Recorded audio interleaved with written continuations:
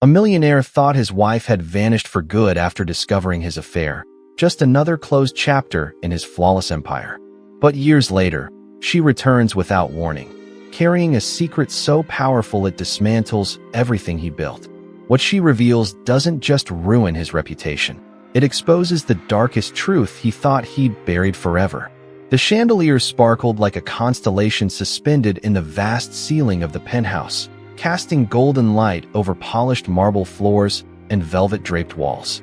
Every inch of the space screamed opulence, curated with an obsessive precision that only a man like Donovan Blake could afford or demand. He stood by the floor-to-ceiling window, a glass of scotch in hand, surveying the city below with the casual detachment of a ruler overlooking his dominion. From this height, everything looked small, manageable, just the way he liked it. Donovan wasn't just a millionaire. He was an empire unto himself. Media mogul, investor, real estate tycoon. His name opened doors, silenced opposition, and sparked envy in boardrooms across the country. He wore tailored suits like armor, smiled like a predator, and carried himself with the ease of someone who believed the world owed him its loyalty. But beyond the accolades and flashing cameras, there was a hunger in Donovan that no deal or headline could satisfy. A hunger for dominance, for admiration, for being untouchable. To the world, Donovan and his wife, Elise, were a picture-perfect couple. She was poised, graceful, and elegant, the kind of woman who made headlines without ever raising her voice. At charity galas and art exhibitions, she stood beside him like an ornament, admired, photographed, but rarely heard. Yet behind the silent glances and polished smiles was a marriage forged not in love, but strategy. Elise had married Donovan at a time when he was still rising, and she, the daughter of a reputable judge, had brought him social legitimacy. For Donovan, she was an asset, a necessary one. But like every asset, he believed he could control her, shelve her, or replace her when the time came. Donovan's indiscretions were no secret among the elite. Whispers floated through cocktail parties, exchanged with smirks behind champagne flutes. Models, interns, assistants, women came and went like passing seasons in his life. Elise, however, never confronted him. She remained steady, quiet, and composed. But her silence wasn't ignorance, it was calculation. And Donovan, arrogant as ever, mistook her stillness for submission. That night, as Donovan poured himself another drink and stared at the city's glow, Elise stood in the dimly lit hallway, just out of sight. She watched him in silence, absorbing his smugness, his obliviousness, and something in her gaze shifted, something deep, heavy, and unspoken. He hadn't noticed her watching. He never did. That was the nature of their relationship. He overlooked, and she endured. But Elise was not a woman to be underestimated, not a woman to be shelved without consequence. Their bedroom, spacious and cold, mirrored the distance between them. He spoke to her only when necessary, small talk, event details, surface-level interactions. He rarely asked how she felt or what she needed, and she never offered more than he demanded. But there was a storm brewing inside Elise, something he couldn't see, something he would never anticipate. It was on a rainy Thursday that Elise disappeared. There was no grand confrontation, no dramatic argument, no trace of her. Her phone was left behind, her clothes untouched. One moment, she was there, calm, passive, ever gracious, and the next, she was gone. Donovan returned from a business meeting to find her side of the closet undisturbed and her vanity table still arranged just the way she always left it. But her presence had vanished, like a whisper stolen by the wind. At first, Donovan didn't panic. He assumed she had gone to visit her sister or taken a spontaneous trip. Elise was reserved, yes, but not impulsive. Days passed, then a week. Still no word. The silence stretched, heavy and cold.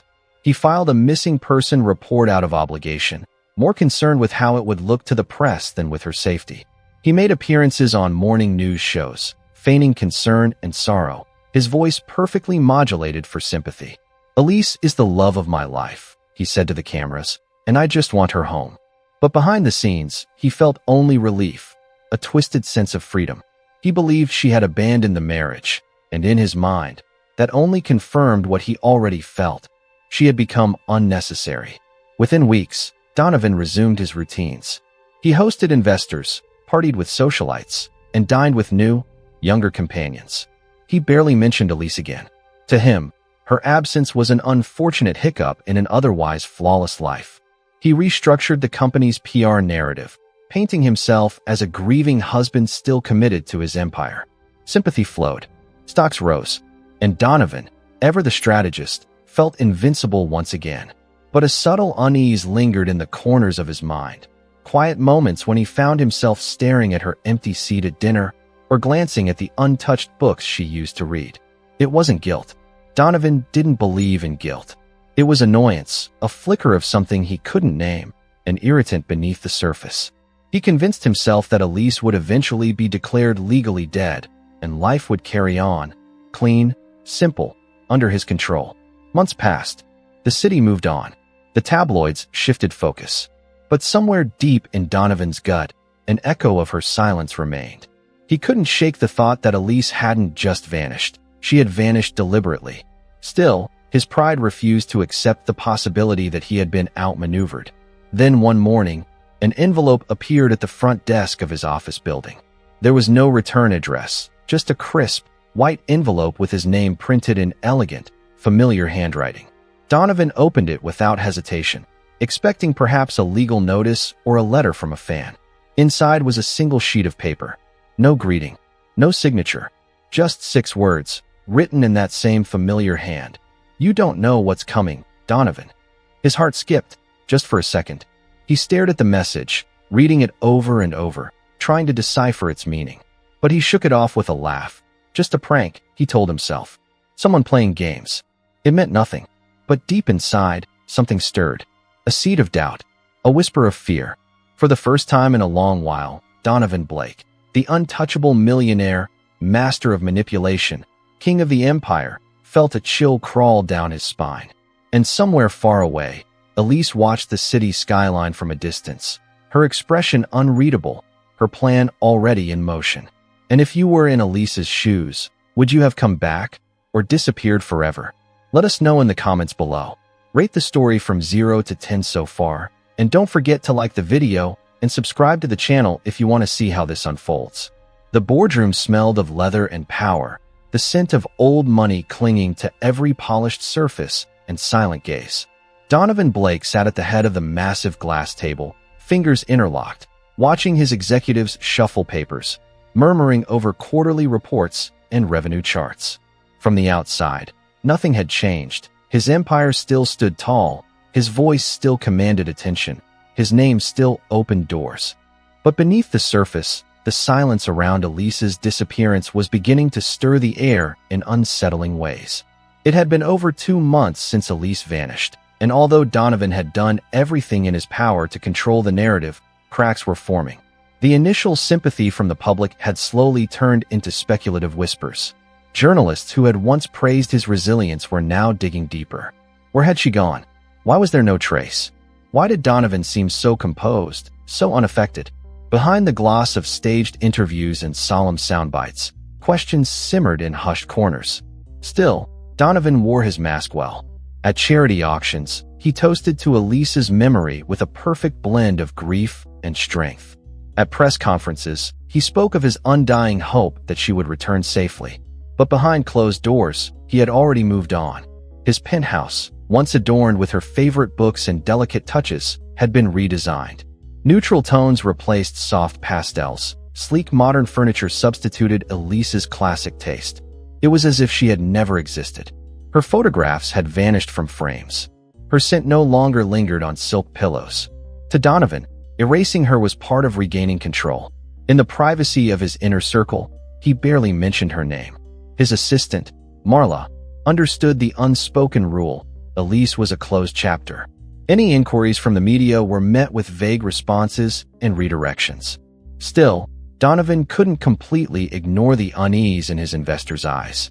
At a recent meeting, one of his oldest partners had hesitated before shaking his hand, his tone laced with discomfort. "You doing okay, Don?" he asked quietly, away from prying ears. "You know, with everything going on?" Donovan smiled, casual and rehearsed. "I'm managing. Elise would want me to keep going, keep building. That's what I'm doing." The partner nodded but didn't look convinced. Even as Donovan pushed forward, launching new ventures, acquiring smaller companies, expanding his reach, a strange anxiety began to hum beneath his composed exterior. He was used to winning, used to conquering obstacles by sheer force of will. But Elisa's silence, her vanishing act, it wasn't something he could outmaneuver or buy off. It hung over him like a phantom, unsettling his sleep, slipping into his thoughts during meetings. He told himself it was just guilt, a lingering remnant of their final months together. But the truth ran deeper. He had the nagging sense that something was unfinished. Then came the second envelope.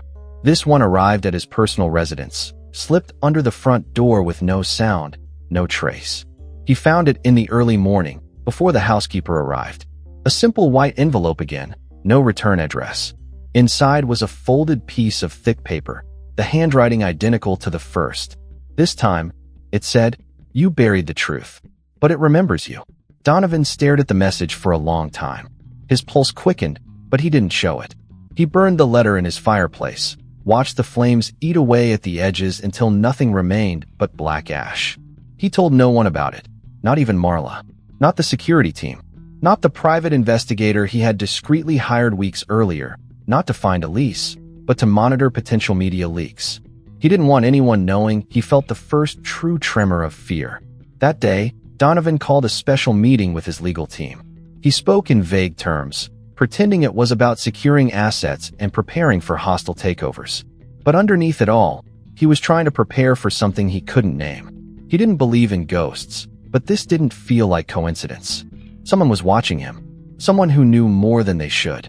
To distract himself, he began seeing Victoria Hale, a striking woman half his age, a model-turned-entrepreneur whose company he had invested in just months earlier. Victoria was everything Elise wasn't: loud, glamorous, openly ambitious. She didn't ask questions about the past. She didn't sit in silence. She was a whirlwind of distraction, and Donovan welcomed it. He brought her to public events, dined with her at rooftop restaurants, and made sure paparazzi captured every angle. The tabloids devoured the new couple, speculating whether Donovan had finally moved on. He let them believe it. But behind the scenes, things were unraveling. It started small. A leaked memo from one of his acquisitions showing predatory business practices.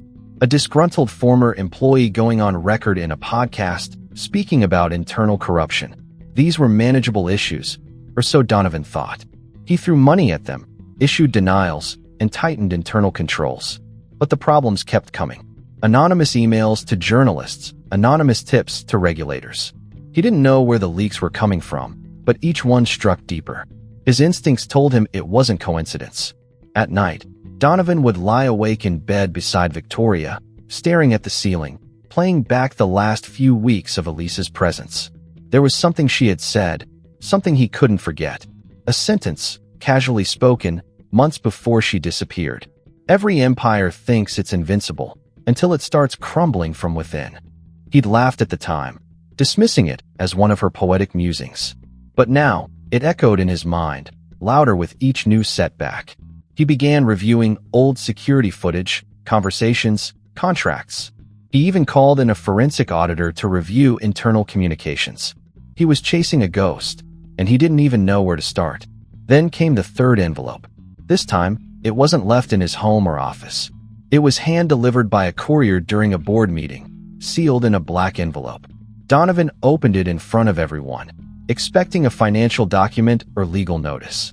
Instead, it held a photograph. It was Elise, standing on a beach somewhere, dressed in white linen, smiling. Not the controlled, camera-ready smile she used to wear in public, but a genuine, radiant one. She looked free. Behind her was a child playing in the sand, too far to identify clearly, but unmistakably there. Donovan's heart stopped. He excused himself from the meeting without explanation. In his private office, he stared at the photograph, his fingers trembling ever so slightly. What did it mean? Where had the photo been taken? Who was the child? Why was she sending it now? He poured himself a drink, his hands still shaking. The image burned itself into his mind. He didn't know what was real anymore. For the first time in his life, Donovan Blake felt powerless, not because someone had outplayed him in business, but because something beyond his reach was closing in, slowly, deliberately, with a precision he couldn't understand. And far from the chaos he was starting to feel, Elise watched from a distance, each step of her plan unfolding exactly as she had designed. The ballroom shimmered under the weight of crystal chandeliers, their light scattering across polished marble floors and mirrored columns. It was one of those high society galas where elegance was currency and appearances were everything. Waiters in white gloves glided silently between silk-draped tables, offering champagne on silver trays. Donovan Blake stood near the center, effortlessly surrounded by an orbit of sycophants, business elites, and whispered admiration. His tailored tuxedo clung to him like a second skin, his signature smile sharp, practiced, confident. He looked every bit the untouchable millionaire he had always presented to the world. Victoria Hale clung to his arm in a red satin dress that left little to the imagination, drawing eyes and envy in equal measure. The press hovered near the velvet ropes, clicking cameras and capturing curated moments of wealth and power. Donovan held court, laughing effortlessly, exchanging pleasantries, brushing off questions about his expanding empire. If anyone still remembered Elise, they didn't mention her tonight. She had become a ghost in public memory, a story the tabloids had buried beneath newer, flashier scandals, just as Donovan had hoped. But that night, a shadow slipped quietly through the glittering crowd, elegant, poised, unannounced. She stepped into the ballroom with the grace of a whisper, unnoticed at first, her presence too calm to stir attention immediately. But slowly, like ripples from a pebble dropped in still water, heads began to turn. Conversations paused mid-sentence. Champagne glasses halted midair. One by one, eyes shifted, curiosity giving way to disbelief.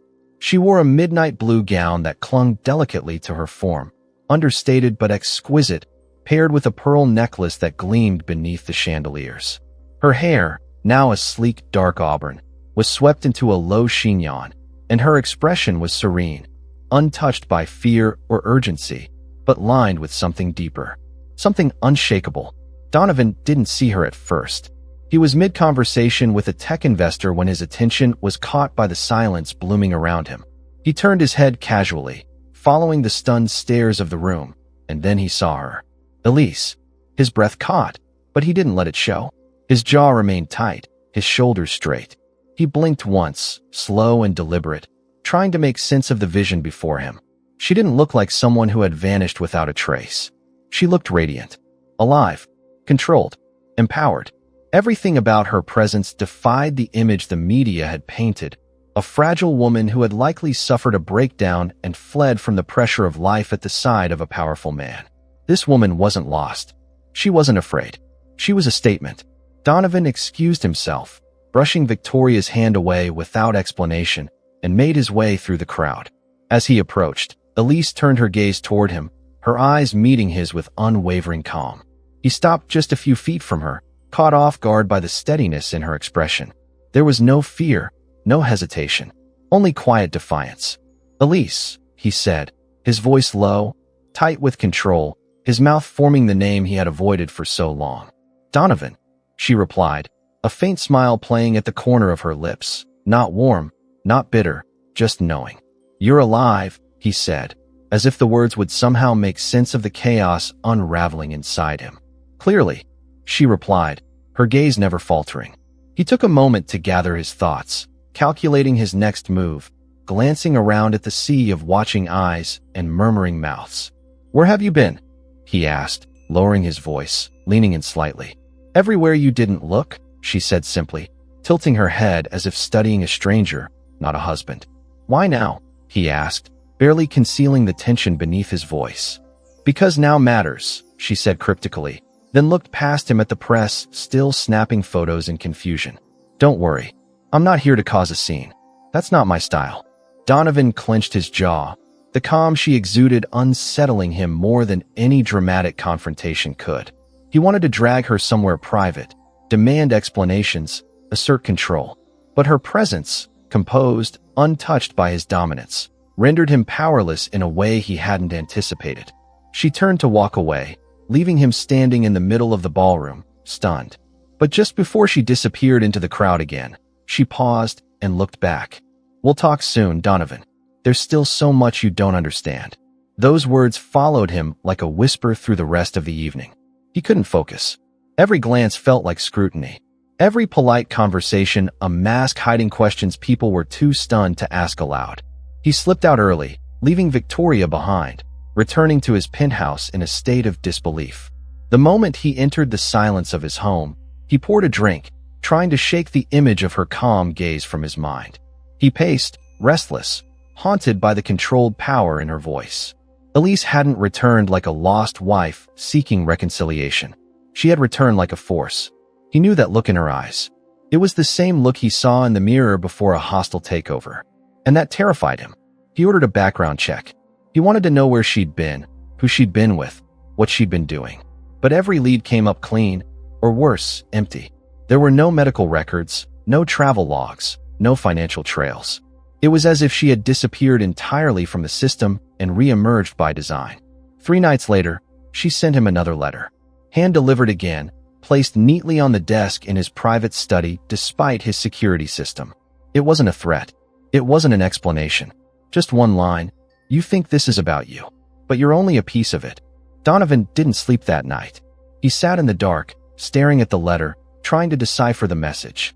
Elise wasn't just back. She had come back with intention, with precision, with something he couldn't yet define, but he knew, without a doubt, that this was only the beginning.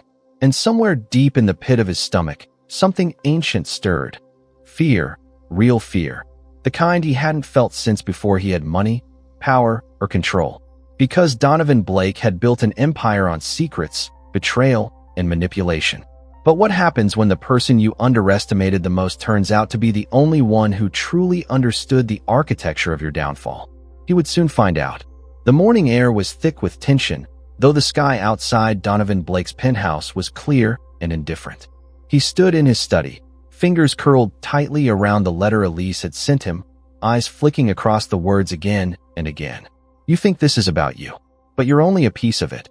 The sentence reverberated in his mind, a riddle too cryptic for a man used to tangible problems. Ones he could buy, bully, or bury. He hadn't slept since the gala. Her reappearance had done more than rattle him. It had cracked something deeper, something that control couldn't mend. He had no idea where this was heading, and that terrified him more than he'd admit.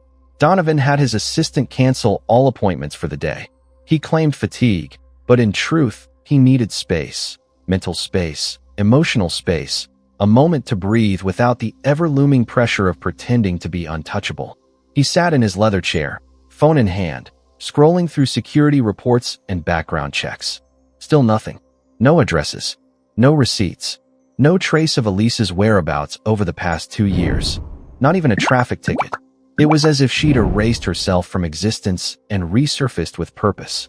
But what disturbed him more was that her presence had triggered something else. Memories.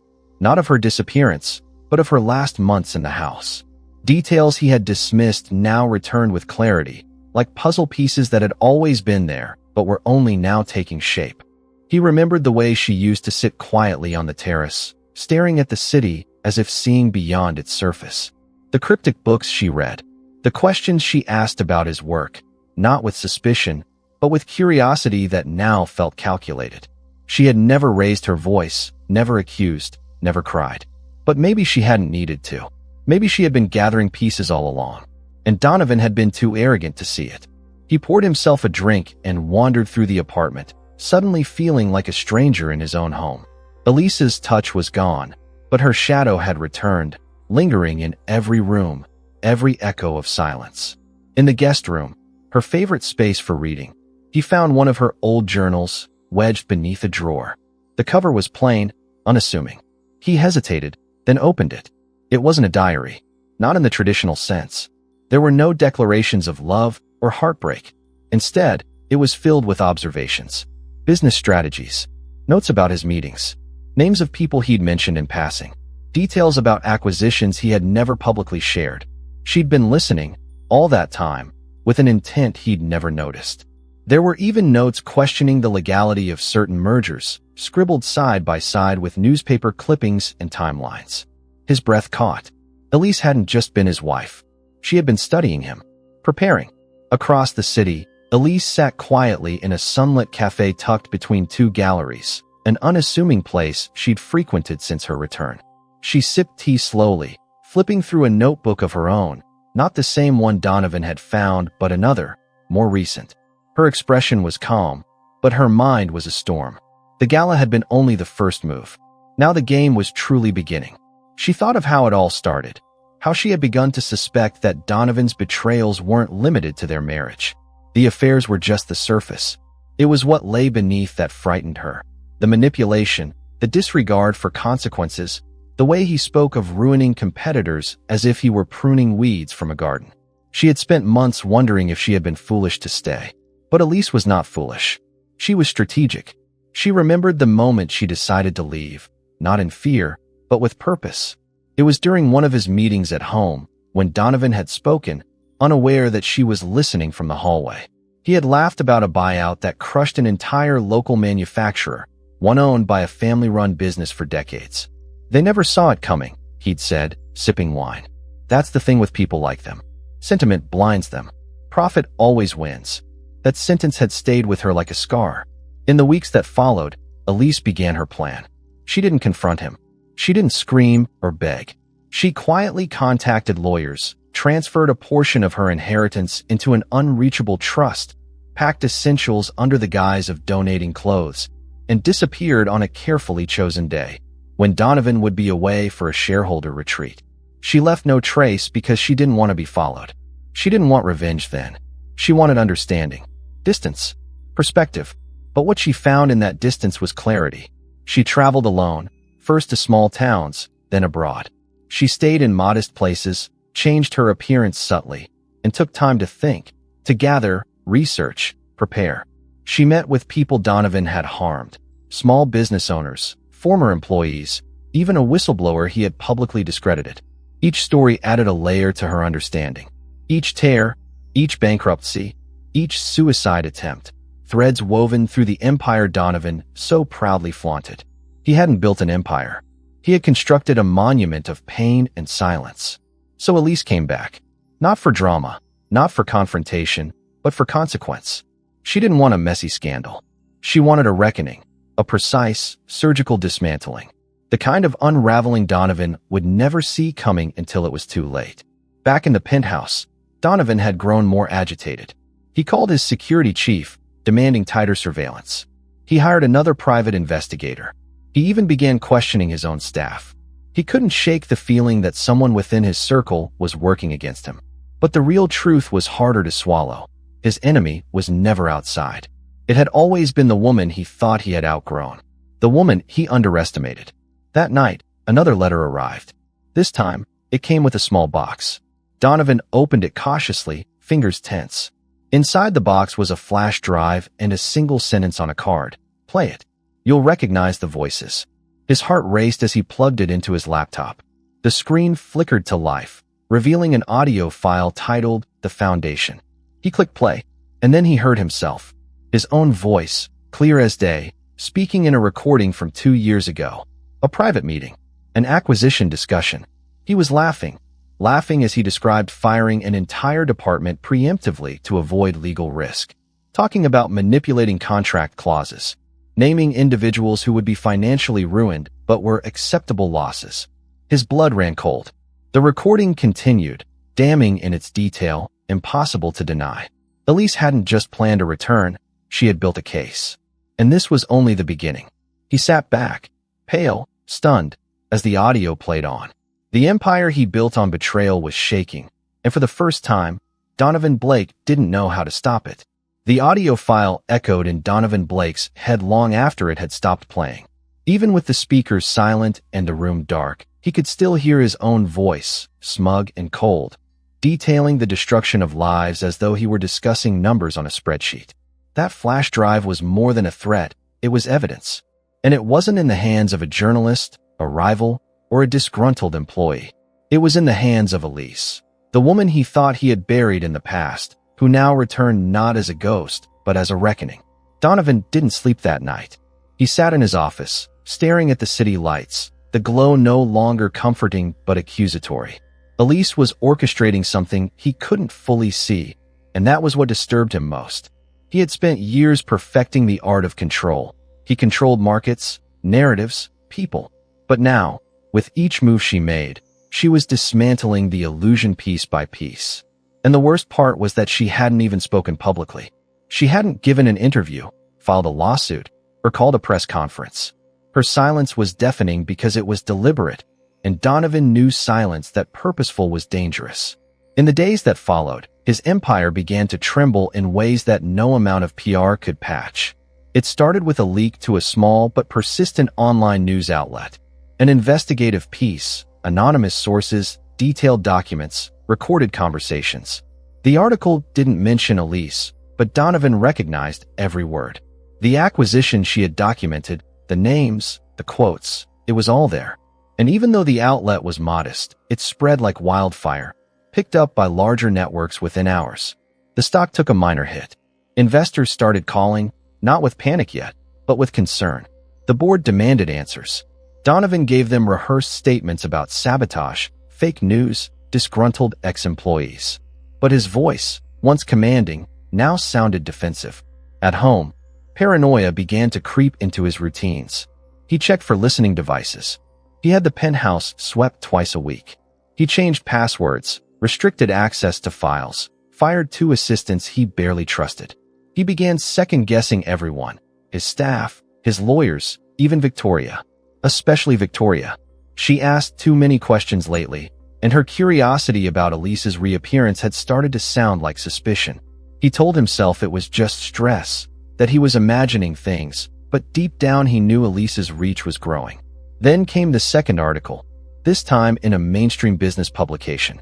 It painted a picture not just of questionable business decisions, but of a pattern of unethical behavior stretching over years. Whistleblowers came forward. People who had once signed NDAs now choosing to speak, emboldened by anonymity or perhaps something else. Elise. She was stirring the pot without ever appearing on the surface. Donovan couldn't prove it, but he felt her hand in every movement, every shift in public sentiment, every smirk from a competitor who once feared him. One evening, during a conference call with European partners, he noticed his own voice trembling slightly. It was subtle, maybe imperceptible to others, but not to him. He was slipping.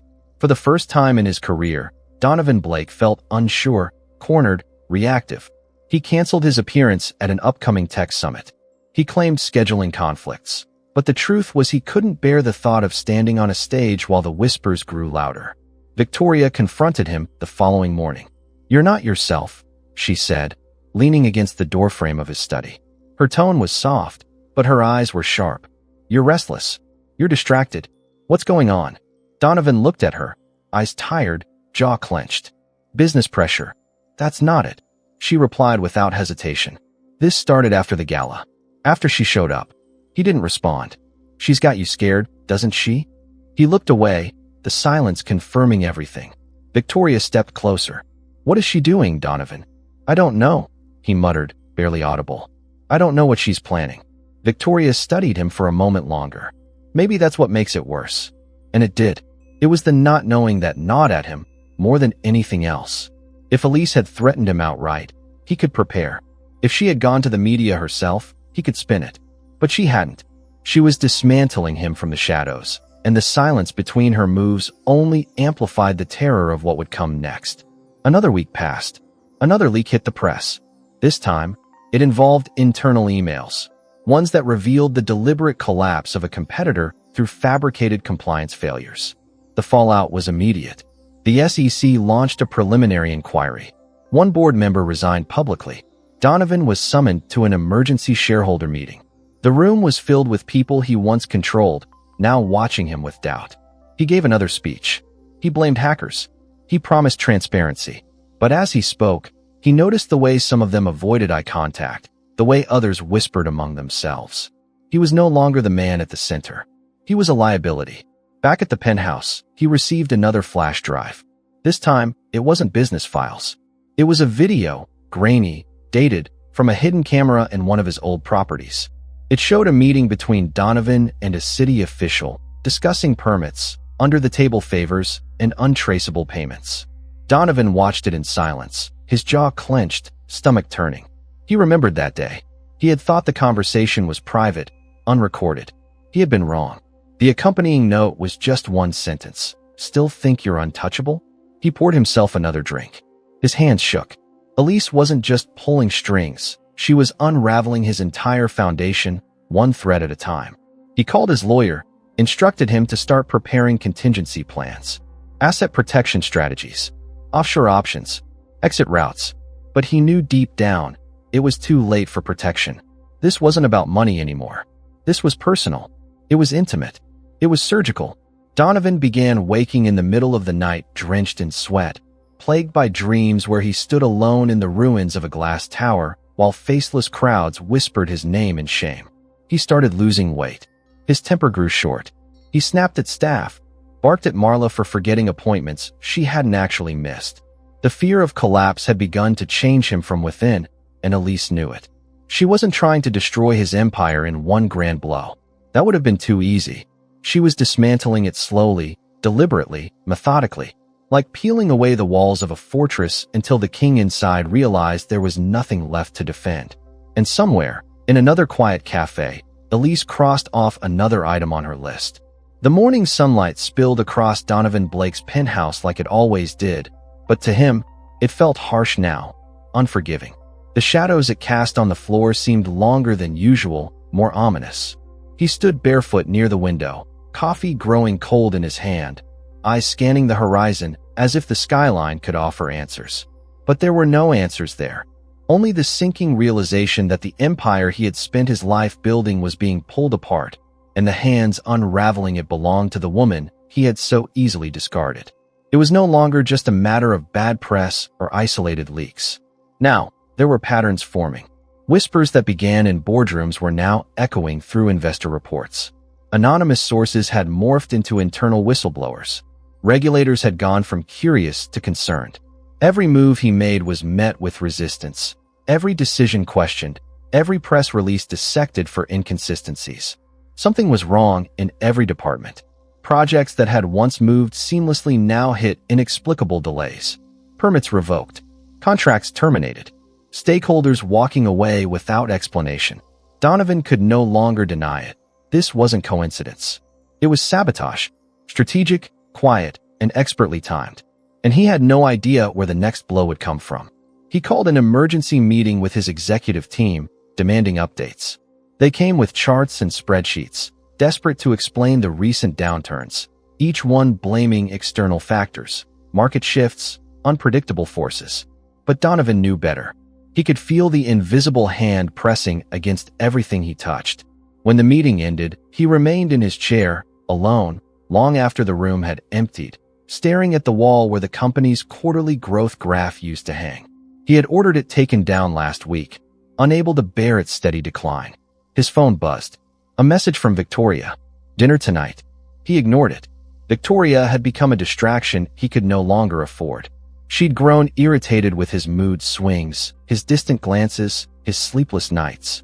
She didn't understand the gravity of what was happening, and he couldn't risk her becoming a liability. He'd stopped bringing her to events. She was no longer part of the carefully crafted image. Donovan had learned long ago that when things start to crumble, you shed weight. And right now, everything that wasn't essential was weight. He needed control back. He needed information. That night, he made a call to an old contact, a private investigator who specialized in digital intelligence. He offered a generous sum in exchange for one thing: find out who Elise had been meeting since her return. He didn't want speculation. He wanted names, dates, locations. He needed leverage, something he could use to shift the balance back in his favor. But he underestimated her again. The investigator called back 2 days later. "She's clean," he said, voice low and uncertain. "No meetings. No digital trail. No credit card activity. She's like smoke, untouchable." Donovan clenched his jaw. Nobody is untouchable. But deep down, a sliver of doubt crept in. Maybe she had help. Maybe someone on the inside was feeding her information. He began scrutinizing his own staff more closely, replacing assistants, installing surveillance, micromanaging projects he used to delegate. His paranoia grew. Every knock on his door made him tense. Every email felt like a threat. Then, the final blow came from someone he hadn't suspected: Marla. She had been his assistant for years, loyal, efficient, discreet. He trusted her more than anyone. But one afternoon, while reviewing internal communications, he stumbled upon a message she had sent from her personal email. It was vague, just a string of phrases referencing file transfers and timing, but the recipient's email address was familiar. Elise's alias. Donovan felt the world tilt beneath his feet. He didn't confront Marla. He simply terminated her the next day, quietly, without explanation. But the damage was done. Elise had been inside all along. The realization haunted him. His empire wasn't just under attack. It had been infiltrated. And the worst part? Elise wasn't trying to destroy him all at once. She was bleeding him slowly, making him feel each cut, each loss. Like death by 1,000 paper cuts. He couldn't defend against an enemy who didn't fight in the open. He couldn't counter an attack when the attacker refused to play by his rules. It was infuriating, humiliating. He was a man used to taking power, not begging to keep it. And Elise? She was nowhere. No interviews. No social media. No press conferences. Just that one haunting appearance at the gala. And since then, only silence. The kind of silence that screamed. He started losing sleep entirely. He'd lie in bed for hours, mind spinning, chest tight, pulse erratic. He began talking to himself, rehearsing conversations that would never happen, apologies he would never give, threats he couldn't deliver. Sometimes he thought he saw her in the shadows, her silhouette in reflections, her voice in passing murmurs. It wasn't madness. It was guilt, or fear, or both. Then, late one night, there was a knock at his door. Not the penthouse entrance. The private side door, one only Elise had ever used. His breath hitched. He stood still for a moment, heart pounding, unsure whether to answer. But curiosity won. He opened the door and found a package. A simple, brown box. No note. No markings. He brought it inside, placed it on the marble countertop, stared at it for minutes before lifting the lid. Inside was a framed photo. Not of Elise. Not of him. It was a photograph of a small group of people, former employees of one of the companies he had ruthlessly acquired and shut down years ago. Smiling. Happy. Whole. Taped to the back was a newspaper clipping from a few months after the acquisition. A story about mass layoffs, foreclosures, the suicide of a former manager. Donovan dropped the frame. It shattered on the floor, glass splintering across the tiles. And again, that same message, scrawled in familiar handwriting. This is not about revenge. It's about memory. He sank into a chair, face buried in his hands. Elise wasn't just targeting him. She was making him remember. Every name, every face, every consequence he had brushed aside in pursuit of power. She was forcing him to feel it. Not publicly, not for show, but privately. In his home, in his silence, in his isolation. And that, perhaps, was the worst punishment of all. The conference room was packed, but the atmosphere was brittle, fragile like the edge of a blade. Donovan Blake sat at the head of the long mahogany table, surrounded by a dozen of his top executives, yet never had he felt more isolated. The once unwavering loyalty etched on their faces had slowly transformed into a mixture of skepticism, caution, and carefully masked fear. He could see it in the way they glanced sideways at one another before responding to his questions, in how their voices now carried undertones of doubt. They no longer saw him as invincible. They saw him as a man under siege. Another scandal had erupted that morning. This time, it wasn't anonymous. A former employee had come forward on national television with documents, emails, and a detailed timeline of how Donovan had orchestrated layoffs to manipulate stock value right before a merger. The broadcast had spread like wildfire. News anchors dissected the timeline in real time. Headlines screamed betrayal, and social media erupted in condemnation. It wasn't just a dent in his reputation, it was an explosion. And still, Elise remained absent from the public eye. No interviews, no statements, no appearances. But Donovan felt her fingerprints all over this. He could almost hear her voice beneath the headlines, whispering through every sentence spoken by those now emboldened to expose him. She was orchestrating this with unnerving elegance, crafting a symphony of reckoning while never touching a single note herself. After the meeting, Donovan retreated to his private office, locking the door behind him. He loosened his tie, rubbed his temples, and stared at his own reflection in the glass wall. He barely recognized the man staring back. His eyes were sunken, skin pallid, jaw tight with strain. The weight of the collapsing empire pressed down on his shoulders like a storm cloud. He couldn't deny it anymore. He was losing. He spent the afternoon trying to strategize a counterattack, but nothing stuck. Every move he made now seemed reactive, desperate. The media no longer trusted his statements. His investors questioned his leadership. Even his competitors, once afraid to challenge him, had begun circling like vultures. Elise hadn't just dismantled his defenses, she had turned him into prey. That evening, he received another package.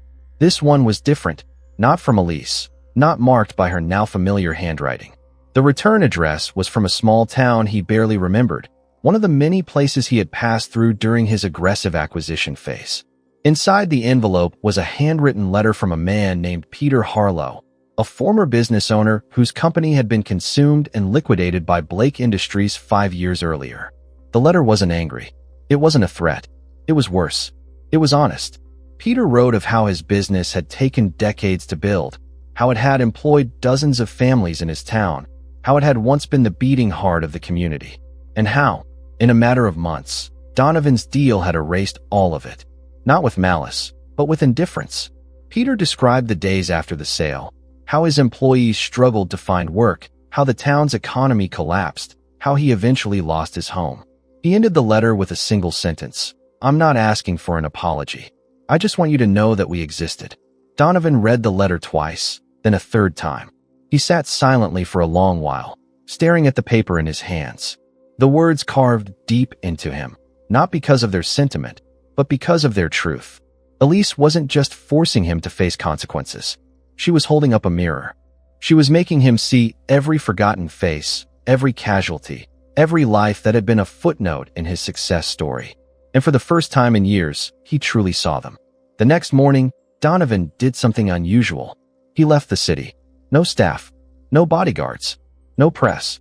Just him, alone behind the wheel of a black sedan, driving toward the address from Peter's letter. The town was smaller than he remembered, quieter. The main street was lined with closed shops, faded paint, and empty storefronts. He parked near what used to be the manufacturing plant, now a fenced-off lot with overgrown weeds and rusted gates. The ghost of his ambition stood before him, lifeless. He found Peter in a modest house a few blocks away, sitting on a porch with a coffee mug in hand. The older man stared at him as he approached, unsurprised. "I didn't expect a response," Peter said, rising slowly to his feet. "I didn't come to respond," Donovan replied, voice hoarse. "I came to understand." Peter nodded once, then gestured toward a seat beside him. They sat in silence for a while, watching the sun inch across the sky. Eventually, Peter began talking, not just about his business, but about his town, his people, his life before Donovan had changed everything. He didn't yell. He didn't accuse. He simply told stories. And for hours, Donovan listened. When he left that town, something in him had shifted. The arrogance wasn't gone, but it was cracked. The guilt wasn't yet healing, but it was acknowledged. He returned to the city carrying the weight of more than just his failures. He carried faces, names, memories. And as he stood again in his penthouse, the skyline no longer looked victorious. It looked distant, cold, foreign. That night, Elise called. Not a letter, not a package, a voice. "Did you go see them?" she asked. Her tone was neutral, not triumphant. "I did," Donovan answered. There was a long pause. "You're beginning to see it," she said quietly. "I'm beginning to feel it," he admitted. "Good," she replied. "Because this was never about destroying you. It was about showing you what you've been blind to all along." Donovan didn't argue. He didn't defend himself. He just listened, for once. And when the call ended, he realized something chilling. Elise wasn't done. Not yet. She had changed the way the world saw him. Now, she was changing the way he saw himself. The headlines hit like thunderclaps. Bold, brutal, relentless. Blake Industries under federal investigation. Whistleblower exposes decades of corruption. The fall of Donovan Blake, an empire built on sand. Each article cut deeper than the last, not only because of what they said, but because of the names attached to them. Reputable journalists, former allies, once loyal partners now distancing themselves, publicly condemning the very man they once praised. Donovan's empire was no longer cracking. It was collapsing, and he stood in the center of it, unable to stop the walls from closing in. The SEC had officially launched an inquiry. A subpoena followed. His legal team scrambled, issuing press statements, denying allegations, threatening lawsuits, but none of it mattered. The damage had already been done. Investors pulled out in waves. Stock prices plunged. Partnerships were dissolved overnight. And for the first time since he had clawed his way into the world of power and privilege, Donovan found himself on the defensive, not just in the press, but in every corridor of influence he had once ruled. His office became a fortress, sealed off by layers of legal advisors, PR managers, and internal investigators. The tension was suffocating. Every meeting felt like a funeral procession. Every email was a potential landmine. The sound of a phone ringing sent jolts through his spine. His once flawless reputation now carried a stench he couldn't wash off, no matter how many polished statements his publicist crafted. But perhaps what struck him hardest was the silence that echoed around him. Those who used to cling to his every word now avoided eye contact. Colleagues he'd mentored now ignored his calls. The loyalty he had once purchased with bonuses and benefits evaporated the moment his power began to wane. He wasn't just falling from grace. He was being erased from the very circles he had helped shape. And Elise still hadn't uttered a word in public. She didn't need to. Her silence had become the sharpest weapon in her arsenal. While Donovan tried to plug leaks and manage the fallout, Elise pulled strings behind curtains, unseen but always present. A former executive she once befriended had gone on record anonymously, providing documents. A long-retired auditor had resurfaced, presenting irregularities from acquisitions Donovan had forgotten. Even an old intern, fired years ago without cause, had suddenly gone viral with a thread detailing her mistreatment under his leadership. One by one, the dominoes fell, each one echoing with Elise's fingerprints, even though her name remained unspoken. Donovan tried to retaliate.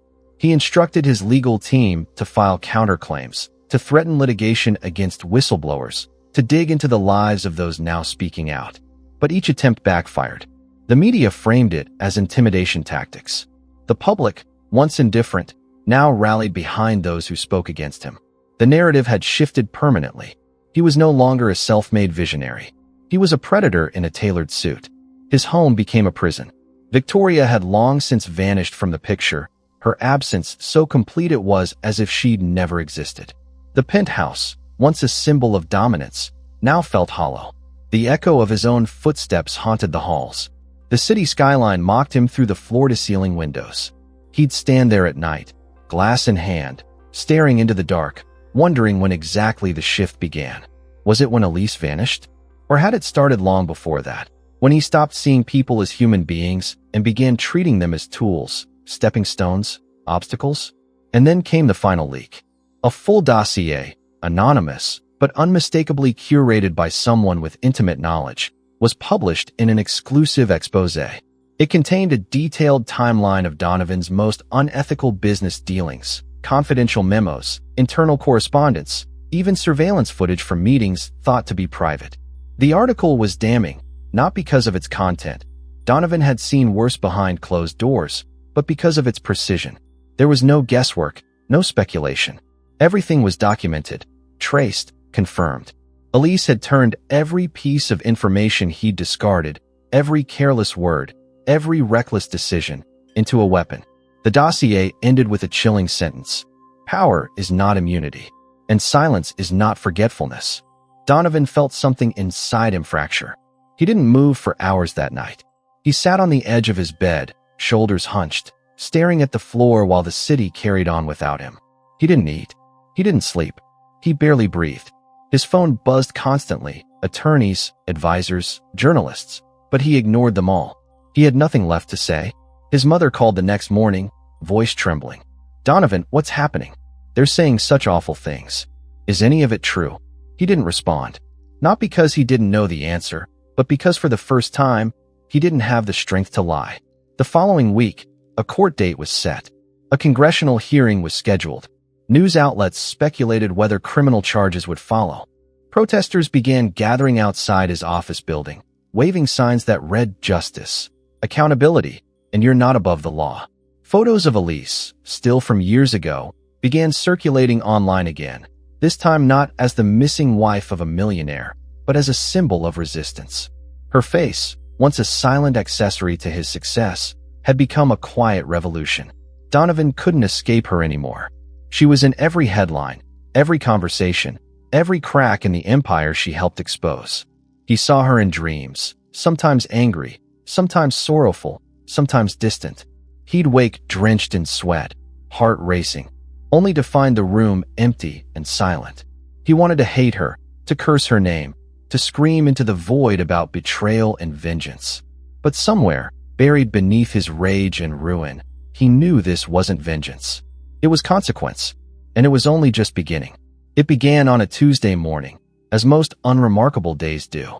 The air was still, the city moved with its usual rhythm, and Donovan Blake sat alone in the vast emptiness of his once grand office, staring blankly at the flickering screen of his muted television. The news anchor's voice, though silent, repeated the same devastating headline in the ticker below. Blake Industries CEO faces indictment amid corruption scandal. The letters scrolled relentlessly, each one another nail hammered into the coffin of his legacy. Outside, reporters swarmed the entrance of the building he had once ruled like a king. Inside, it was eerily quiet. Most of his senior staff had resigned or taken extended leave. Only a skeleton crew remained, and even they moved through the halls like ghosts, heads down, eyes avoiding his. He hadn't spoken a word in hours. The phone on his desk had rung itself hoarse, flashing urgent messages from lawyers, crisis managers, and what remained of his board. He ignored them all. There was nothing left to say. The empire was no longer just falling. It was in free fall, and he was the only one left watching the wreckage in real time. The halls that once echoed with meetings, strategic talks, and celebratory toasts now rang with a silence more deafening than any confrontation. His footsteps sounded hollow when he walked. His own reflection in the polished elevator mirrored a man he no longer recognized, disheveled, thinner, grayer. The suit he wore didn't fit the way it used to, as if his body had finally begun reflecting the decay of his soul. The financial blow had been severe, but it wasn't the part that hurt most. Money could be recovered, fortunes rebuilt. What shattered him was the irreversible collapse of identity. Donovan had never separated himself from his empire. It wasn't just a business. It was his ego, his power, his worth. Without it, he didn't know who he was. The fear that haunted him now wasn't losing assets or property. It was the terrifying possibility that there was nothing underneath the layers of success he had spent his life constructing. The day the indictment was made public, he found himself standing in the same boardroom where, just months ago, he had mocked a junior executive for wearing an off-brand tie. Now, that same executive's seat sat vacant, the irony heavy and unforgiving. Donovan walked slowly around the long table, fingertips brushing the surface, recalling the deals, the arguments, the victories that had once made this room feel like the throne of a kingdom. Now, it was just a relic of a dynasty turned to dust. He had expected Elise to gloat by now, to surface and claim her victory with the theatrical flair he'd always associated with revenge. But she remained silent, and somehow, that silence hurt more than if she had stood before him with scathing words. Because it meant she didn't need to watch him fall. She had already seen it coming. She didn't crave spectacle. She had always wanted consequence. And she got it, without ever needing to raise her voice. Later that week, the first court hearing was scheduled. Cameras lined the courthouse steps, capturing every inch of his descent. He walked through them in silence, flanked by lawyers, wearing sunglasses not to shield himself from the sun, but from the weight of 1,000 eyes now filled with judgment. Inside, the proceedings began with formality, but Donovan barely heard the words. His mind wandered, his thoughts scattered. He wasn't thinking about his defense strategy or his plea. He was thinking about Elise, about how she had vanished without a trace, only to return like a phantom that could not be touched, only felt. About the photo of the child on the beach.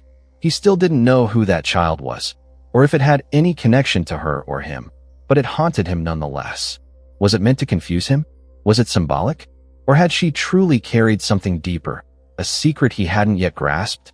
That lingering question gnawed at him day and night, as if Elise had left one final thread untied, an invisible string keeping him tangled in guilt and doubt. He tried once more to track her down, hired another private investigator, doubled the retainer, offered bonuses for every lead. But every trail went cold. Elise didn't want to be found. She wanted him to remain chasing a shadow, trapped in the labyrinth of his own conscience. And in that endless maze, he began to see himself clearly for the first time. One night, after another long day of meetings with attorneys and asset managers, Donovan sat alone in his penthouse. The air was thick with the scent of old liquor and stale silence. He poured himself a drink, but this time, not out of habit or taste. He poured it to watch the amber liquid swirl, to feel the weight of the glass in his hand. Simple sensations that once brought comfort, now hollow rituals. He stood near the window, watching the city that had once felt like his playground now stretch before him like a stranger. The skyline was unchanged, but it didn't belong to him anymore. His phone buzzed again, another message from his lawyer. Need to finalize your asset disclosure by morning. Prosecutor is pushing hard. He didn't reply. Instead, he walked into the room Elise used to call hers. He hadn't stepped foot in it since her disappearance. He expected dust and cobwebs, but the staff had kept it tidy, preserved like a memory he'd tried to erase. He stood in the doorway for a long time, afraid to enter. When he finally did, he walked slowly, fingers grazing the furniture she once loved. The bookshelf still held a few of her old titles. A scarf hung behind the door. A faint trace of her perfume still clung to the air, and it hit him with an ache he hadn't expected. He sat on the edge of the bed, head in his hands, and for the first time in years, he wept, not out of fear, not out of rage, but out of a grief he didn't know he carried. Grief for the woman he had never truly known, for the life he had buried under layers of ambition and greed, for the empire he had built not with vision, but with conquest. When he finally stopped crying, the room felt different. Still, but not empty. Broken, but not dead. And that was when he saw it. A note tucked beneath a book on the nightstand. Not new. Old, yellowing at the corners. He opened it slowly, recognizing Elise's handwriting instantly. Not everything broken must be destroyed. But sometimes, it must be left behind. There was no signature. No explanation. Just one final whisper from the past. Donovan sat there for hours, holding that note, letting it sink into his bones. The empire was gone. The power was gone. But something else remained. Something he couldn't name yet. Something painful and unfinished. And he knew, somehow, the real reckoning was still to come. The courthouse smelled like old wood, ink, and tension. Donovan Blake stood just behind the polished mahogany doors, his tie perfectly knotted, his shoes shining, his posture a final attempt at dignity. But beneath the surface, nothing remained of the man he once was. He had walked into courtrooms before, often to seal deals, deliver testimonies that solidified his empire, but never like this. Never as the accused. Never as a man whose name had become synonymous not with brilliance, but with betrayal. Outside, cameras snapped with mechanical precision, capturing every flicker of his expression. Inside, the murmur of anticipation among reporters and spectators rose and fell like a tide. The hearing was procedural, the charges formalized, the room sterile and efficient. But what made Donovan's hands tremble slightly wasn't the judge's voice or the prosecutor's summary of allegations. It was the eyes watching him. The people in the gallery weren't just journalists and legal observers. Some of them were familiar. Some of them were former employees, former partners, people he had once spoken over, dismissed, exploited. He recognized a few faces from articles and protest footage, and he knew others only by the way their expressions flickered when his name was spoken. There was no rage in their eyes now, only a quiet satisfaction, a collective reckoning as they watched the man who had once towered over them reduced to a defendant in a suit that now felt like a costume. His lawyer spoke on his behalf, but the words felt distant, hollow. Pleas of not guilty, arguments about due process, the typical language of damage control. Donovan sat quietly, nodding when prompted, playing the role he had to play. But inside, something had shifted. There was no adrenaline, no righteous anger, no fire left to fan. Only fatigue. Only the hollow echo of his own undoing. When the hearing ended, he was escorted out through the side entrance. There were no cheers, no jeers, only silence and the flash of cameras. The noise had faded not because people didn't care, but because his story had already been written. Now, they were only waiting for the final chapter. Back at his penthouse, Donovan found it harder to breathe. The rooms felt smaller, the walls closer. The same expansive windows that once gave him a sense of power now made him feel exposed, like the city outside was watching him, waiting for him to crumble completely. He hadn't seen anyone in days, not Victoria, not colleagues, not even his lawyers in person. Everything was digital now. Transactions, discussions, obligations, cold, pixelated exchanges without warmth or comfort. He ate meals alone, if he ate at all. He wandered rooms with no purpose, checked emails he no longer needed to answer, and stared at screens without absorbing their content. And then came the letter. Not a message from his attorneys or a media inquiry, but a handwritten envelope, plain, unmarked, left at his doorstep like a ghost from the past. He didn't need to open it to know who it was from. Elise. His fingers hesitated as he slid it open, heart pounding not with fear, but with something stranger, longing, perhaps. Inside was a single sheet of paper. No accusations, no threats, just an address and a time. No explanation, no instructions, just that. He almost didn't go. He told himself it was foolish, that it could be a trap, a trick, a cruel twist of her design. But a part of him, buried beneath layers of denial and defeat, still needed to understand. Still needed closure. Still needed her, if not to forgive him, then at least to help him face what remained of himself. He arrived at the location just before dusk. It was a modest property on the outskirts of the city, nothing like the luxurious spaces he was used to. A narrow path led to a small garden, wild and overgrown but beautiful in its own quiet way. The house was simple, white-painted wood, weathered by time, with ivy climbing its sides. He stood at the gate for a long time before pushing it open. Elise was already there, standing near a bench beneath a tree, her posture calm, her hands gently folded in front of her. She wore no makeup, no jewelry, just a soft gray dress that moved slightly with the breeze. She didn't smile when she saw him, but she didn't look away either. Donovan approached slowly, unsure of what to say.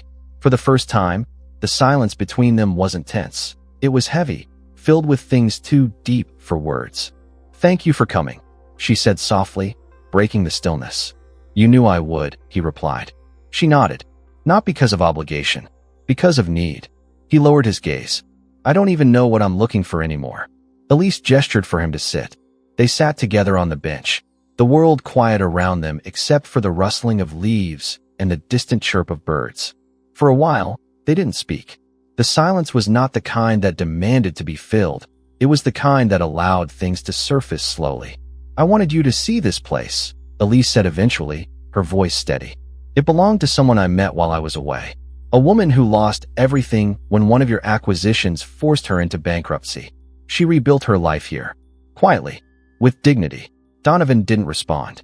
"She's not here anymore," Elise continued. "She passed last year. But she left this place to me. Told me to use it to help others find their footing again." Donovan looked at the house, then at Elise. "Why are you showing me this?" "Because before you can rebuild anything, you have to sit in the ashes of what you've destroyed. Not just business, not just wealth, but people, lives." He swallowed hard. "And after that, then you decide if there's anything left worth salvaging." She reached into her bag and handed him a small box. Inside was the same photograph he had seen months ago, the one from the beach. But this time, there was a second photo beneath it. A closer image of the child.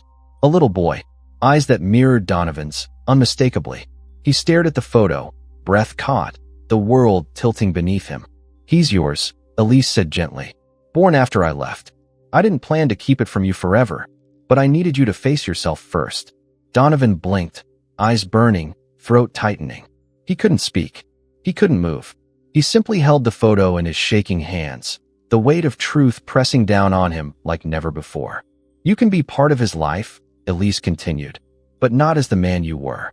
Only as the man you're willing to become." And with those words, the final piece of his downfall became clear. Not humiliation, not public disgrace, not financial ruin.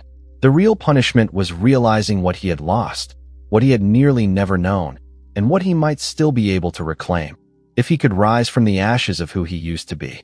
The sound of the courthouse door slamming shut behind Donovan Blake reverberated in his mind long after he left the building.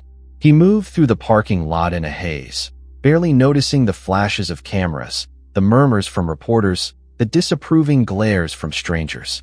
His feet moved on instinct, but his mind was elsewhere, still sitting on that weathered bench in front of the little house Elise had shown him, still staring at the photograph of the boy with his eyes. His son, a truth that hit harder than any indictment ever could.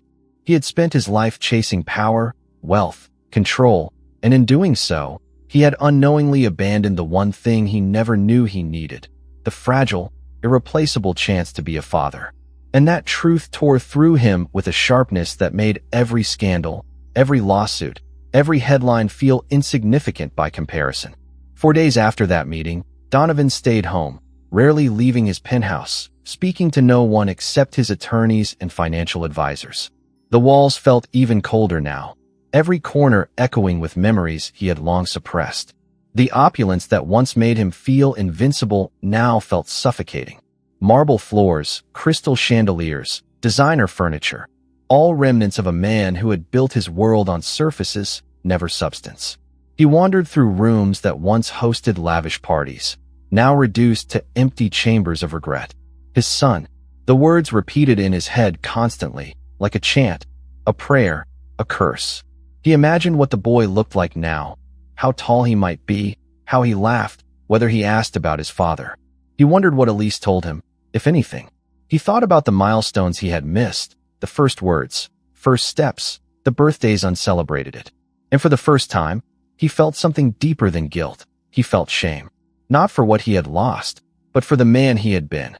A man who would have never appreciated fatherhood even if it had been offered to him then. A man who would have seen his own child as a complication, an inconvenience, a liability in his empire's blueprint. That was the man Elise had walked away from.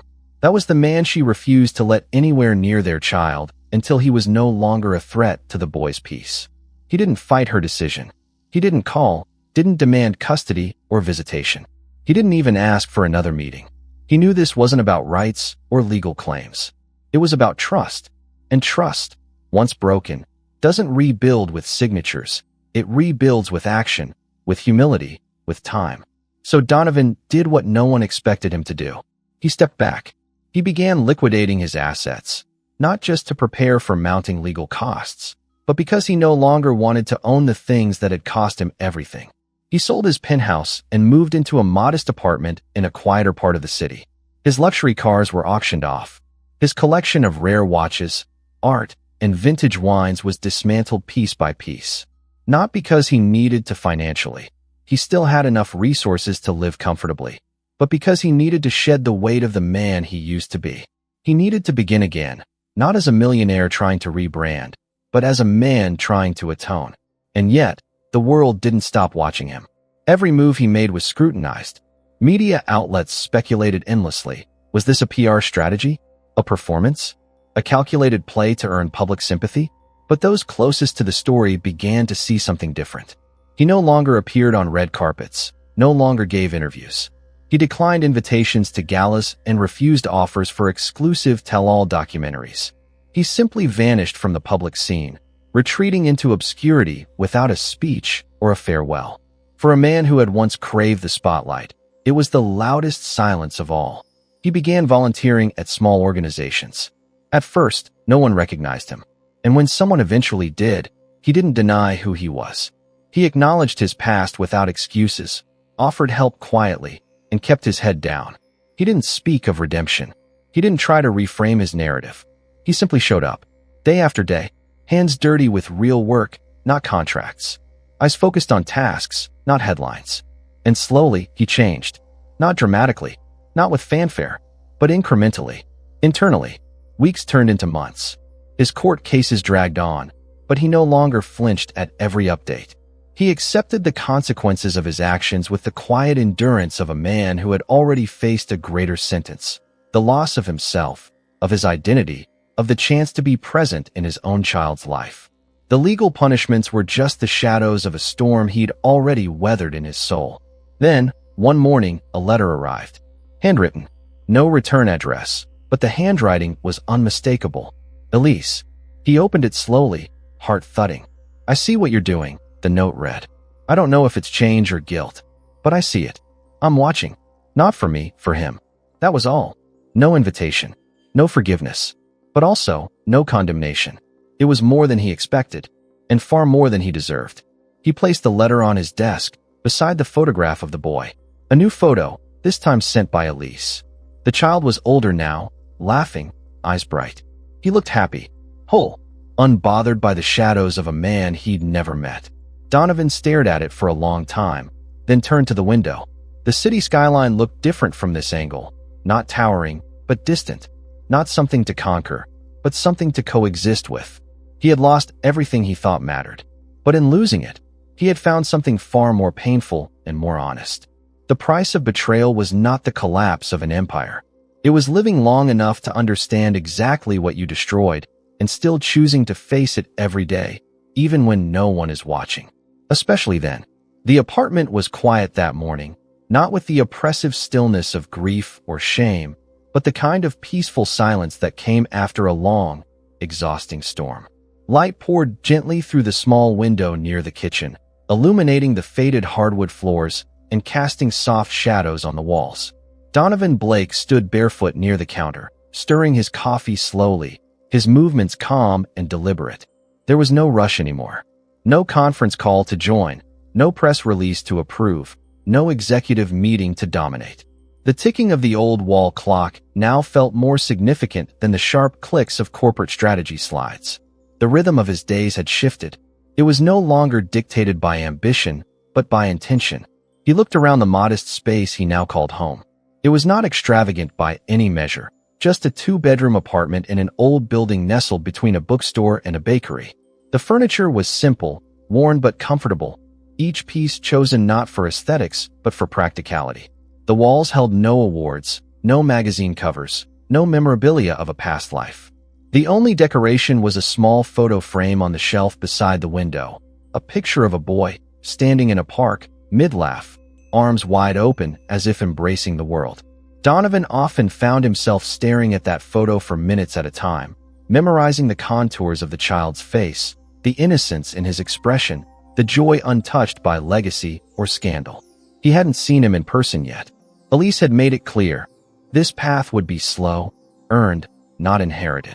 And Donovan understood that. He didn't push, didn't plead. He knew that trust, once lost, demanded quiet persistence, not grand gestures. So he waited, not passively, but with purpose. He showed up every week at the foundation Elise now directed, a small nonprofit organization built to support families affected by corporate malpractice. Families like those Donovan's empire had once crushed without a second thought. He worked in the background, sorting donations, repairing shelves, coordinating deliveries. No one there called him sir. No one asked for favors. Most didn't even know who he really was, and he didn't offer it. He had learned to listen more than speak. He had learned to carry boxes instead of dictating orders. And in that humility, he had discovered something strange, peace. A peace that wasn't built on power, but on presence. There was dignity in small things. In a conversation with a struggling father trying to rebuild his life. In helping a mother fill out forms for housing assistance. In fixing a broken faucet in the foundation's office kitchen. These things were not headlines. They were not leverage. But they were real. And real, Donovan had come to understand, was something he had rarely been. One afternoon, after a long shift organizing a community pantry, he stepped outside to catch his breath. The air was cool, the sky painted in soft hues of dusk. He leaned against the wall, wiping sweat from his brow with his sleeve, when he heard a voice behind him. "You missed a spot," Elise said. He turned slowly, startled, and there she was, leaning against the doorframe, arms crossed, eyes watching him with a mix of curiosity and quiet approval. "I did," he asked, glancing down at his shirt. She smirked. "The corner shelves. You stacked the cans backward."